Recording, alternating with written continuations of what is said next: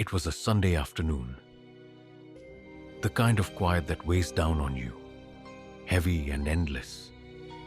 In a small temporary apartment in New York, Rachel sat alone in the dimly lit living room, the soft hum of the city beyond muted by the closed windows. Her fingers hovered, almost reverent, over the cold keyboard of her laptop. It was the same ritual every day, searching, waiting, looking for any sign of Eugene, her daughter, missing for 2 long years. There was nothing new in the search today. Nothing but the familiar blur of faces on missing person posters. The same faces she'd memorized by now. She wasn't expecting anything. Not really. But then, in the stillness of that moment, the screen flickered, the map loading with an eerie slowness, almost as if it was waiting for her to notice something. Rachel leaned forward, her breath catching in her throat as her fingers moved without thought. She zoomed in, watching as the familiar grid of streets sharpened into clearer focus. The contours of the block near Bryant Park became sharper. Then, there, she froze.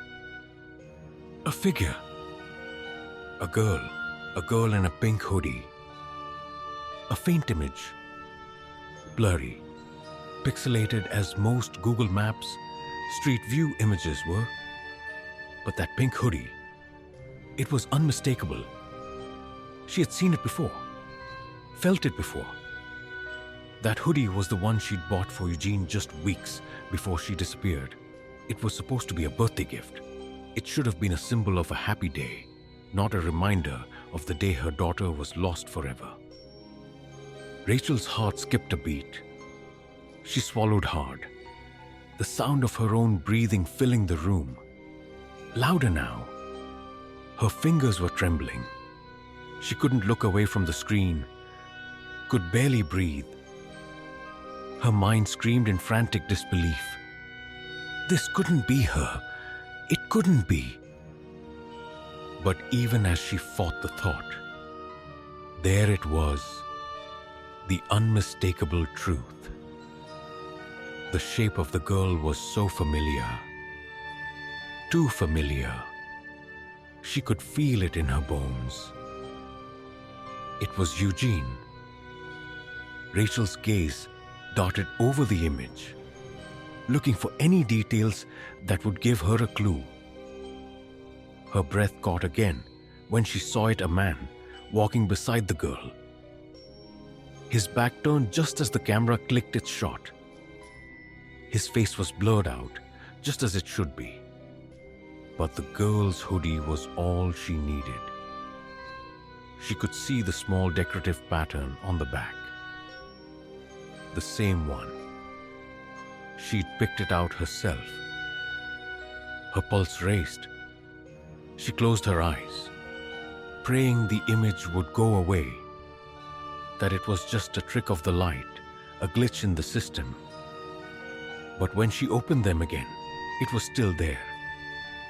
The figure, the hoodie, the blurred face of the man. It was too much to ignore. Could this be a sign, a clue? Rachel sat back, the weight of the moment pressing down on her chest. It couldn't be. It had to be another false lead. She had been down this road too many times before, leads that seemed promising, tips that turned into dead ends.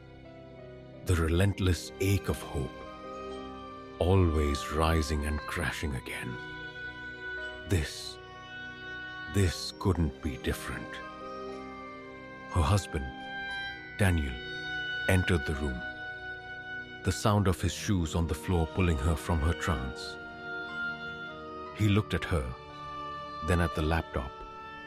"What is it?" he asked, his voice distant, tired, worn. Rachel couldn't speak at first. Her throat felt tight, a lump forming. She pointed at the screen, her finger trembling. "Look," she whispered, as if the very air in the room might shatter if she said too much. "It's her. It's Eugene." Daniel's gaze flicked from her face to the screen, his brow furrowing in confusion. "It's just a map. Rachel, it's just an image. You can't be sure." "I know that hoodie," she said, her voice shaking now. "I know it. I bought it for her. I bought it with my own hands." Her words came out in a rush, as if she could will herself to believe it. But deep down, her doubt gnawed at her, the edges of reality blurring. It has to be her. Daniel stood still, his posture stiff, his hands shoved into his pockets. "We've been down this road before. Rachel, you can't keep chasing ghosts." His voice was gentle but firm, as though he was speaking to someone who had lost their way. "Every time you think you see something, we get disappointed." But Rachel wasn't listening anymore. Her fingers were already moving, zooming in on the map, following the street, the path, tracing every turn. She knew, in her heart, that there was something here, something real. The tip they had received about a girl seen near Bryant Park felt different. It had felt real, grounded in something more than empty hope. And now, this, the image of Eugene, just out of reach, her daughter. Could she finally be close? Was this the break they had been waiting for? But that wasn't the end. They'd flown across the country, hoping for an answer, desperate to find the piece of the puzzle that had been missing for 2 years. 2 years of grief. 2 years of waking up every day, wondering if this would be the day they found her. But with every lead, the road only seemed to stretch further. The pieces of the puzzle never quite fitting. This was different. Wasn't it too? 2 years of searching, and here they were in New York. Rachel's resolve, her need to find Eugene, had only deepened. But with each passing day, Daniel's skepticism had grown. He hadn't said it outright, but she could feel it in the way he looked at her, in the way he hesitated before taking the next step. It was as though he was watching her slip further into obsession, into something that felt too close to madness. Rachel couldn't stop. Not now. The search, the whispers, the calls, they were all she had. And so they came here, to a city they didn't know, following the faintest of leads. The tip had been clear enough. Someone had seen a girl matching Eugene's description near Bryant Park, and they had followed it. Because what else could they do? What choice did they have? And yet, in the back of Rachel's mind, there was always that question. What if they were wrong? What if this is all for nothing? They arrived, the weight of the city pressing in on them. It felt foreign here, colder than they expected. The streets bustling with people who had no idea what it felt like to search for someone you loved.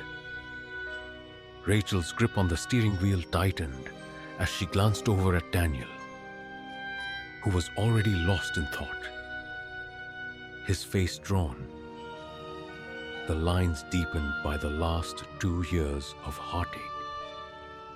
She had to do this. She had to keep searching, even if it was the last thing they did. The question was no longer about, if they would find Eugene.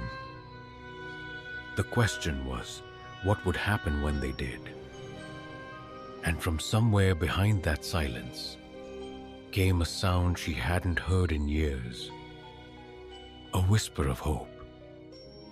Rachel's breath came in shallow bursts, her eyes glued to the screen, unable to tear away from the image.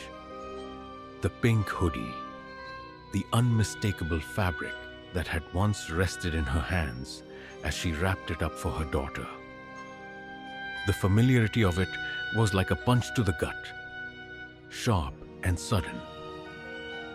She couldn't look away, even as her mind screamed at her to be rational, to not get lost in the haze of wishful thinking. Her heart pounded in her chest, faster now, like a drumbeat of anticipation. Could this be Eugene? Could it be? The thought swirled in her head, a tight knot of hope and terror. Her fingers hovered over the touchpad, drawn toward the image, zooming in, inch by inch. There it was, clearer now. A figure in the distance blurry, but the pink hoodie unmistakable. And beside her, a man. His body turned just enough for her to catch a glimpse of his shadowed form. The image was barely enough to prove anything, but it was enough for Rachel. Enough to ignite something deep within her. A gut feeling, a mother's intuition that she couldn't ignore. No matter how illogical it seemed. She leaned closer to the screen, as though by sheer will she could sharpen the blurry lines. Her fingers trembled slightly. She could almost hear the whisper of something, a quiet call in the dark, pulling her deeper, as if the image itself was urging her to follow, to do something. Rachel. Daniel's voice broke through the haze of her thoughts, calm but tinged with concern. He had entered the room, his gaze shifting from her intense expression to the laptop. Then back to her. We need to stay focused. We're already running late.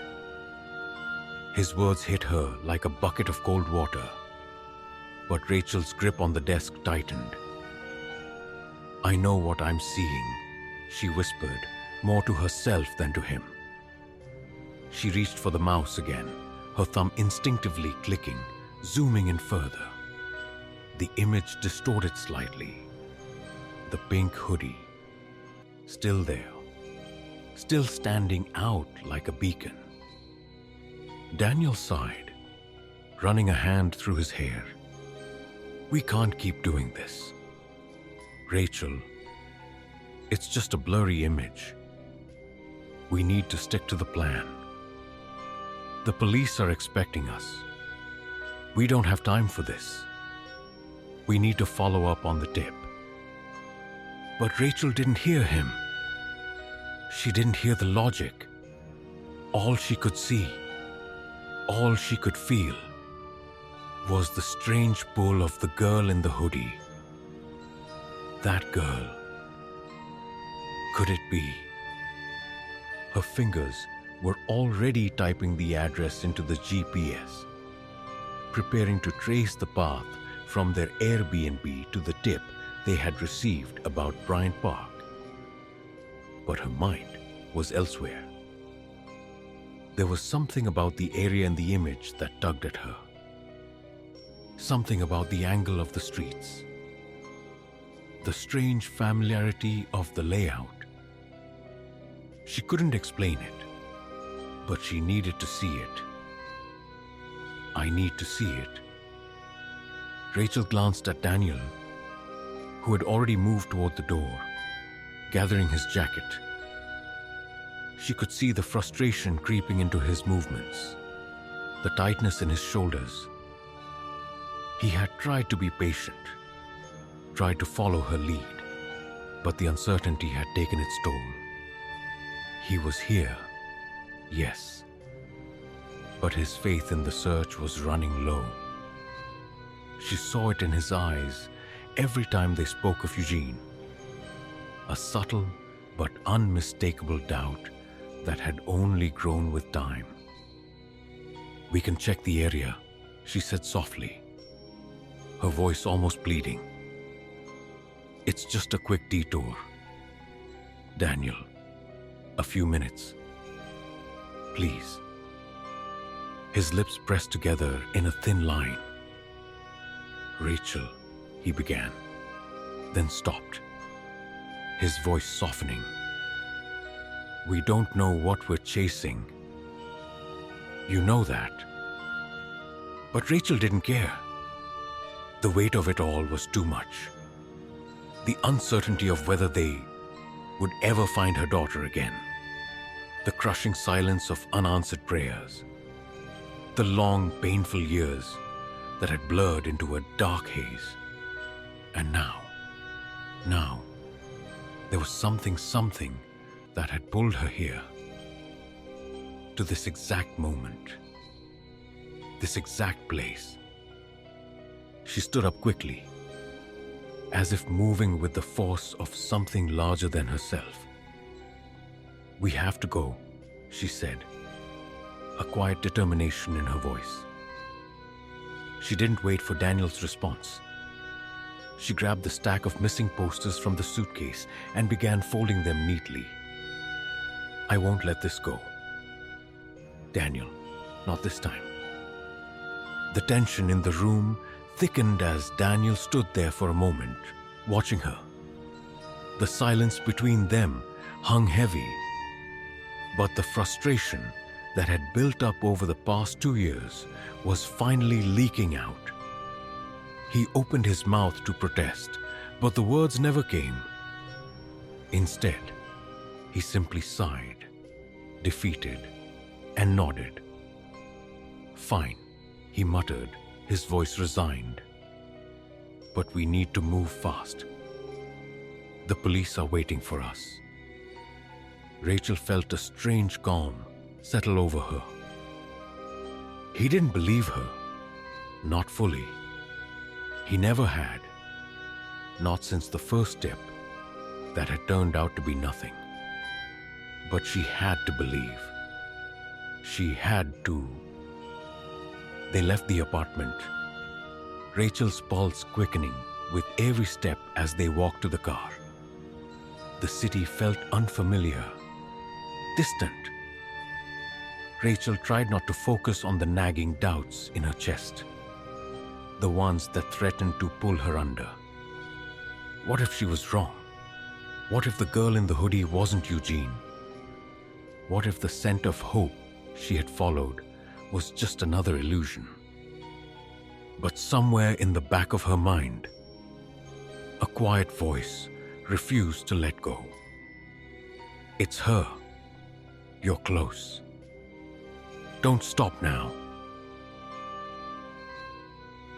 It felt like hours before they reached the streets near Bryant Park. Rachel kept her eyes trained on the road, her thoughts darting between the GPS and the memory of the girl in the pink hoodie. The streets here were crowded with tourists and city dwellers, the air thick with the pulse of the city. It wasn't the kind of place where you'd expect to find someone lost. Rachel glanced at Daniel again.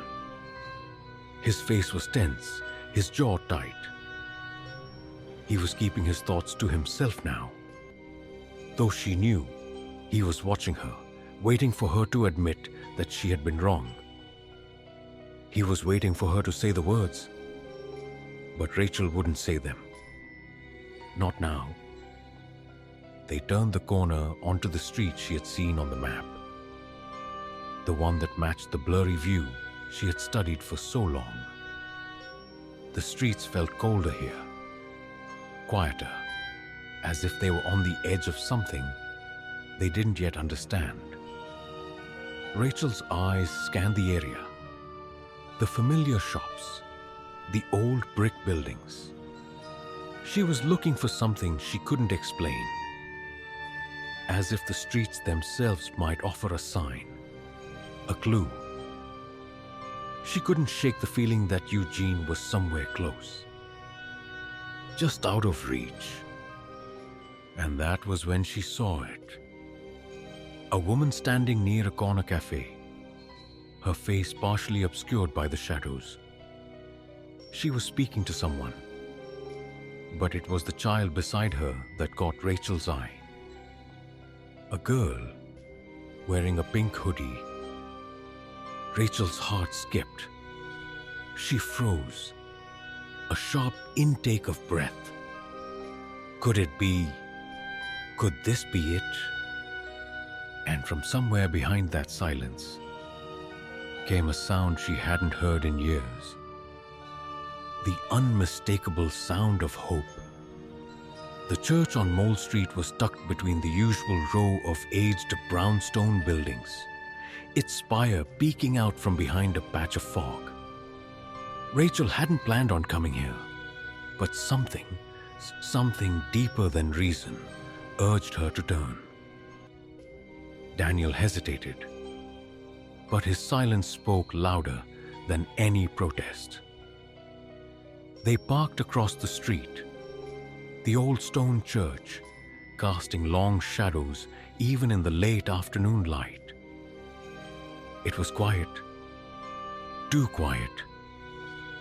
As they walked toward the entrance, the familiar scent of incense wafted from within, mingling with the distant hum of traffic, as though the world was pushing in from all sides. Rachel's heart pounded with an unsettling urgency, as though the building itself held a secret she wasn't supposed to know. Inside, the air was cool, the silence heavy. Sunlight filtered through the stained glass windows, casting fractured patterns on the worn pews. The church was empty, save for a few scattered chairs and an older man polishing the wooden beams. Rachel's breath seemed louder in the stillness, each footstep an echo of something she could never quite place. And then he walked in. Evangelist Matthew, the man who had once graced their small church back in Pine Hollow, the one whose sermons had once filled the pews with hope, whose presence had drawn crowds eager for divine promises. But now, as he stepped through the church door, the familiarity of his face sent a chill down Rachel's spine. He looked older, his once bright eyes dimmed with something she couldn't name. He smiled, but it was forced, like a mask he wore to hide something beneath. She knew him. She should have been grateful, glad to see him again, even if the years had passed. But as he approached, Rachel felt her pulse quicken in her throat. Something about him wasn't right. His smile didn't reach his eyes. His handshake was too firm, too lingering. "Rachel," he said softly, his voice smooth, almost too smooth. "It's good to see you again." Rachel forced a smile, but it felt wrong. "It's been a while," she said, her voice quieter than she meant it to be. He nodded, his gaze lingering too long on her face, as if reading it. "I've heard about your daughter," he said, his tone soft but calculated. "I'm so sorry for what you've been through." There was something off about the way he said it, as though he already knew too much about their pain. Rachel couldn't explain it, but his words felt like an intrusion.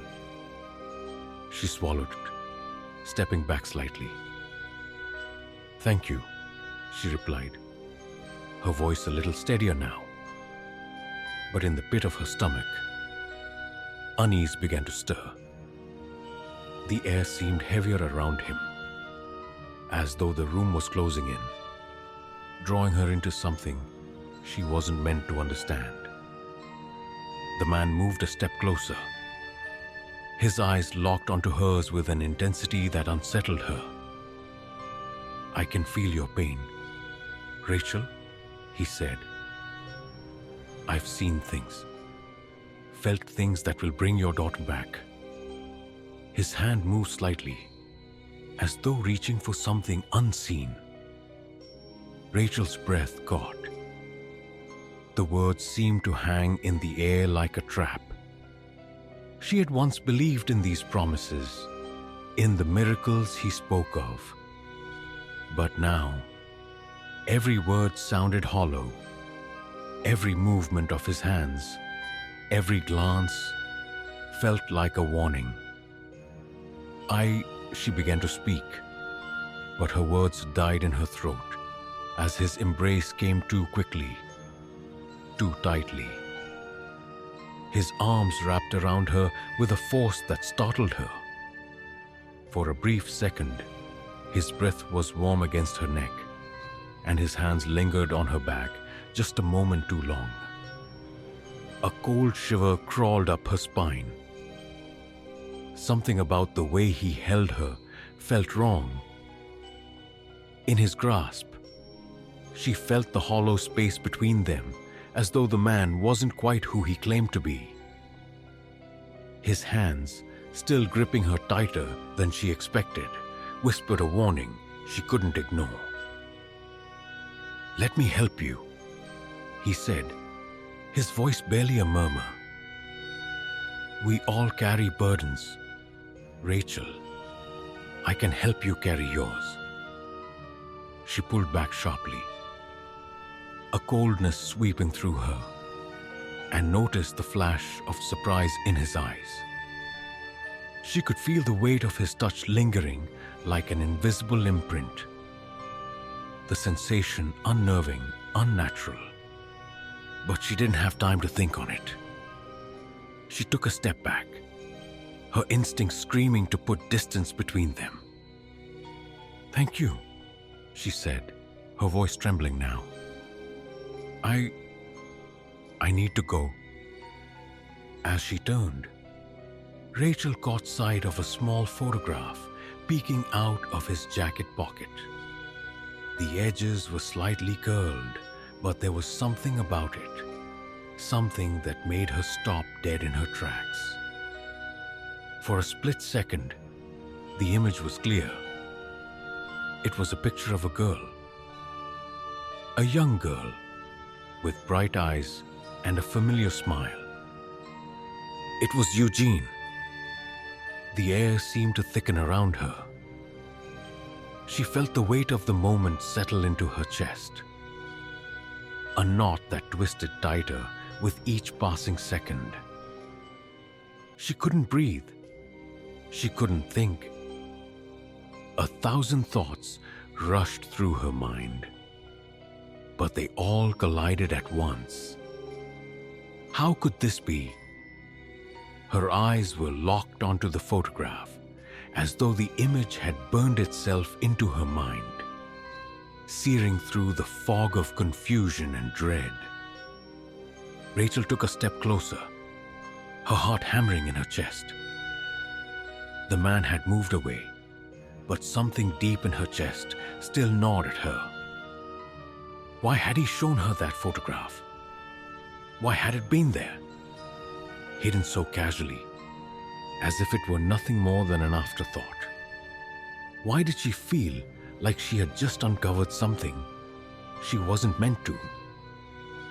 Before she could act, Evangelist Matthew turned to leave, his footsteps light, almost calculated.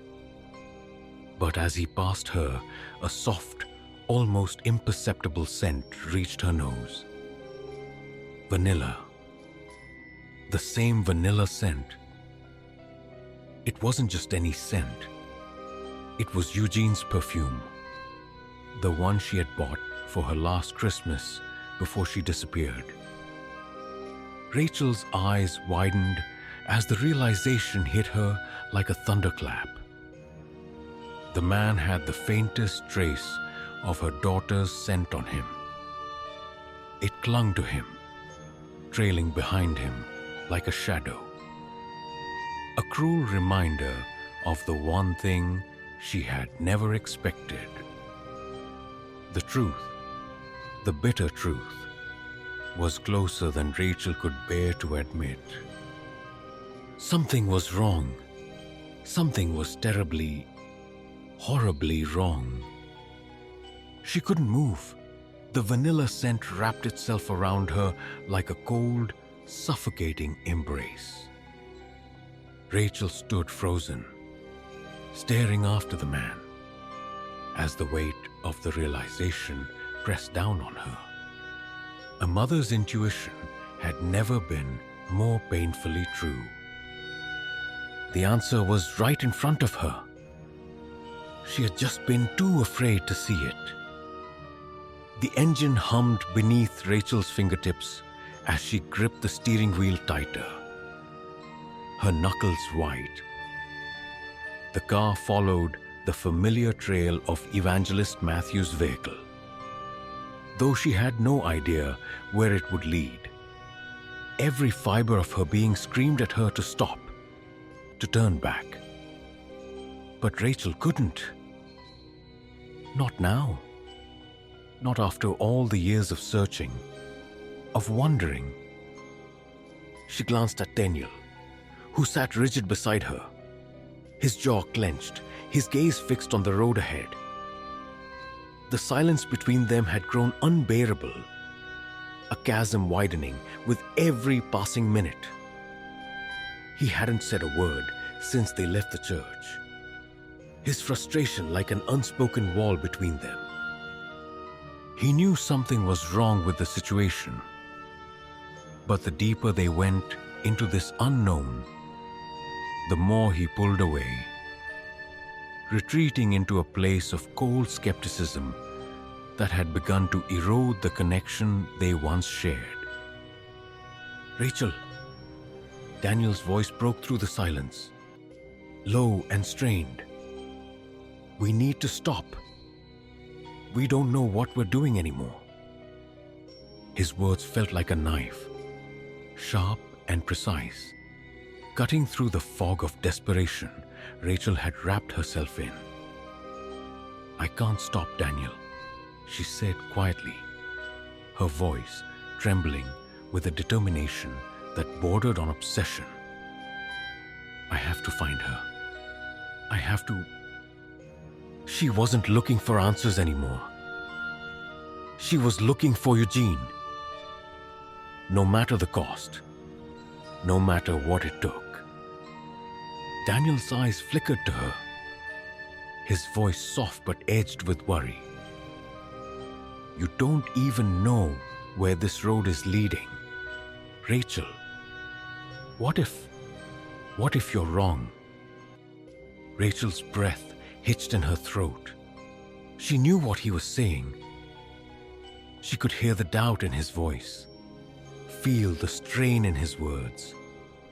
He wasn't just talking about Matthew, about the search. He was talking about her, about the relentless pursuit that had consumed her since that terrible day. But Rachel's mind was already elsewhere. The images of the pink hoodie, the unsettling photograph, and the scent of vanilla clung to her like a cloak. They had followed every lead, every faint trail, and now they were here. She had to believe it. She had to believe they were close. She had to believe this was finally it. "Rachel." Daniel's voice was quieter now, as though he'd already given up trying to reason with her. This obsession, it's tearing us apart. I don't know how much longer I can keep doing this." The words hit harder than she expected, but Rachel kept her gaze fixed on the road. She wasn't about to turn around. "Not this time. We're almost there. Daniel. Just a little further." The words barely left her lips when the car ahead of them slowed, turning onto a residential street. Rachel's heart skipped a beat. The familiar shape of Matthew's car was unmistakable now. They were close, closer than he had ever been. And she wasn't going to let anything stand in her way. They followed the car through the winding streets, the tension between Rachel and Daniel thickening with every turn. Her mind raced, her heart pounded. She could feel the weight of the moment, a crushing realization that they were teetering on the edge of something they could not control. But even as her pulse quickened, she felt that familiar tug in her chest, the pull of hope. It had led her here, and she couldn't back down now. Rachel's eyes locked onto the house where Matthew had parked. It was a large two-story building, well-kept, almost picturesque. Too picturesque. She parked a little further down the street, the engine's hum now a low thrum beneath her. Daniel didn't protest as she killed the engine, his head leaning against the seat, his eyes closed. The silence between them felt unbearable, but neither of them spoke. Rachel looked at him, her voice barely above a whisper. "I have to do this. Daniel, I have to see for myself." He nodded, his lips tight. "Just be careful. Careful." It was the first time he had said anything close to support. But Rachel wasn't sure what he meant by it. What was there to be careful about anymore? Their world had already shattered. What harm could one more truth bring? They got out of the car, and as Rachel stepped onto the pavement, she felt the familiar weight of the air pressing in around her. The street was quiet, too quiet, the world holding its breath. She led the way, walking toward the house with slow, deliberate steps, her mind a blur of thoughts and fears and hopes. And then she saw her Eugene. She was standing by the front door, the woman who had been with her, earlier guiding her toward a car parked in the driveway. Rachel's heart froze in her chest as she took in the sight of her daughter, her missing daughter standing there, alive and breathing, but far from the child she remembered. Eugene was older now, her hair shorter, her face thinner than the last time Rachel had seen her. The years had passed, but the girl in front of her was unmistakably Eugene. Tears sprang to Rachel's eyes. She opened her mouth to speak, but the words got in her throat, strangled by the shock and the flood of emotions that crashed over her. "Eugene." Her voice was barely a whisper, as if she couldn't believe what she was seeing. The girl turned, her eyes wide with shock, confusion filling her face. "Mom?" she whispered, her voice trembling. "Is it really you?" Rachel took a step forward, her hands shaking. But before she could close the distance between them, the woman beside Eugene stepped in, her face hardening, her eyes narrowing with concern. "What are you doing here?" the woman asked, her voice defensive. "This isn't what you think it is." Rachel's heart dropped.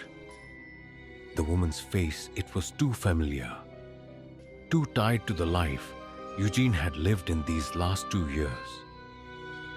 And that realization hit Rachel like a punch to the gut. The woman was tied to Matthew. She had been part of the web he had spun around her daughter, part of the life that Eugene had been forced into. The life that had torn her from everything she knew. "I don't care who you are," Rachel said, her voice shaking with rage and desperation. "I'm taking my daughter home, now." Eugene's expression shifted, confusion morphing into something darker. She glanced at the woman, then back at Rachel, her tears falling freely now. I don't understand," Eugene whispered. "Why didn't you come for me sooner?" The words shattered Rachel's heart. But the truth, the bitter, cruel truth, was right there. Eugene had been taken, manipulated, controlled, and Rachel had been searching for her in all the wrong places. In that moment, the joy of finding her daughter felt like a hollow victory, a reminder of how easily hope could be twisted into something monstrous. Eugene wasn't just lost. She had been stolen. Rachel reached for her daughter, her arms shaking as she pulled Eugene into an embrace.